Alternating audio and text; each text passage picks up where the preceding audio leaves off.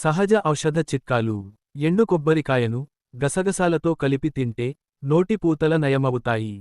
కొత్తిమీర ఆకులను మిక్సీలో వేసి ప్రతిరోజూ ఉదయం నిద్రలేచిన తర్వాత తాగితే తలనొప్పి తగ్గుతుంది. వసకొమ్ము వేయించి పొడి చేసి నువ్వుల నూనె, కొబ్బరి నూనె, ఆముదంతో కలిపి పొత్తి కడుపుకు పూయడం వల్ల కడుపు నొప్పి తగ్గుతుంది.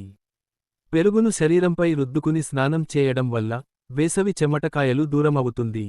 తెల్ల గుమ్మడికాయను పొడిగా చేసి ఉప్పు, అల్లం, పచ్చిమిర్చి, కొత్తిమీర, కరివేపాకు, ఆవాలు వేసి పెరుగుతో కలిపి పెరుగు పచ్చడి తయారు చేయడం చాలా రుచికరంగా ఉంటుంది.